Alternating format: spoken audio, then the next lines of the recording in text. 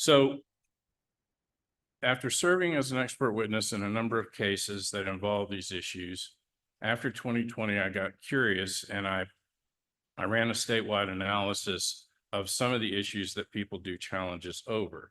I wanted to just see what was going on, and here's what I found. If I can get to that next slide. Yeah. So I ran NCOA. I found about 580,000 domestic change of addresses.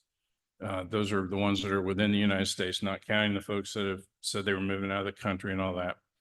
Out of the 580,000, there were about 267,000 folks who said they were moving permanently. All of these are filed as permanent changes of address. I'm gonna come back to the temporary ones. 267,000 folks said they were moving outside the state. About 313,000 or so within the state. Of the folks that moved within the state, there were about 110,000 that moved from one Georgia county to another, which is a change in jurisdiction. But it's important for us to remember that a change in jurisdiction is county or municipality. So that number is actually probably on the low side. Let's talk about the 110,000 voters for a minute. Okay, I'm gonna give you a real world hypothetical situation here. Let's say Mr. and Mrs. Jones, they decide to pick up stakes and move from Cobb County to Gwinnett County. So they go find themselves a new home, put the one they have on the market. They get a closing date, they file an NCOA. And when they file their NCOA, they give a move effective date for moving to Gwinnett County. So then that date comes around, they pack up the moving van, they move, they get settled in, and they start unpacking, getting used to their new life in their new county. Moving is one of the most stressful things people can do next to having kids and getting married and all those major life events. And they get busy and they don't get around to updating their driver's license or their voter registration. It comes time to vote. Oh no, we didn't ever register. We can't vote. And then one of them says, well, wait a minute, we're still registered over in Cobb. Let's just go back there and vote. So they, according to the Secretary of State, about 89% or so of these folks, maybe 88, physically went and voted in their, not all of the 110,000, but a good chunk of them, according to the data, about 35,000 went and voted in their old county. Most of them physically traveled there to do that. Now, the problem that we have there's three major ones. The first one is violations of the law, because when you walk in there and you show your old county a driver's license, you know you haven't updated, and they pull you up on a voter roll that you know you hadn't updated either. If those two addresses match, you're going to get a green light to vote. That poll worker has no idea they've just been deceived. Then they take the voter certificate, they flip it around, they ask you to sign your name, confirming that name and address. At the bottom is a warning about not violating OCGA 21-2-562, which makes it a felony to provide false information on a voter certificate.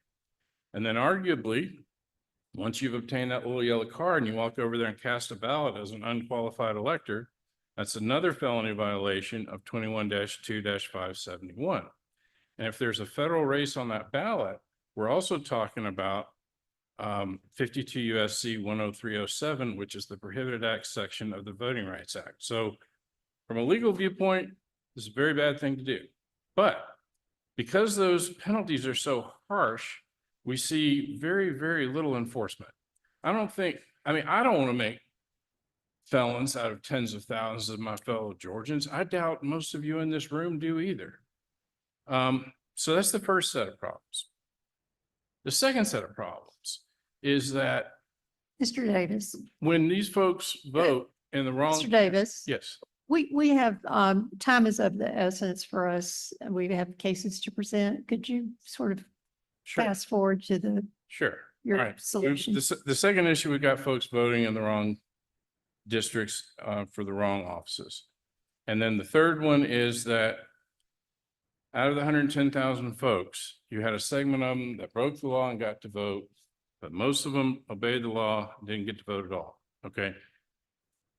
There's a solution to this problem that I came across a while back, and that is the Virginia statute. What they're doing there, if you look at our Georgia law, says we need to update our driver's license within 60 days of moving. That's it. No monitoring, no enforcement, no nothing. But if we look at the Virginia code, they're running in COA on the driver's license data, and they're sending out notices to folks to encourage them to comply with updating their driver's license. Now, on February 15th, there was a presentation before Senate Ethics that I participated in, and the Secretary of State's folks spoke about the feed they get from the Department of Driver Services, okay? If we improve the quality of that feed, we improve the quality of the voter registration files. We Republicans say we want to make it easier to vote and harder to cheat. You Democrats in the room don't trust me when I say that. I mean that, okay? The way to fix this problem is by helping voters to not become unqualified voters in the first place. So when they get these notices, if they will go online, which they can do in 5 or 10 minutes, and update their registration, they don't ever become unqualified voters to begin with. They don't get challenges filed against them for being unqualified voters. The volume of challenges that the counties would be dealing with would drop like a rock. And I'm aware that there's already interest from several legislators about doing something like this here. What I just spoke with Member Gazal about, and I'll ask you Democrats in the room, get on board. Let's make it a bipartisan bill. Let's, instead of fighting over this all the time, let's get together and solve the problem. Thank you very And I'm not asking this board to ask the General Assembly to pass this bill. I'm just asking the board to ask the General Assembly to consider the proposal. Just take it up and talk about it. That's literally all I'm asking for here. Thank you very much. Okay, thank you.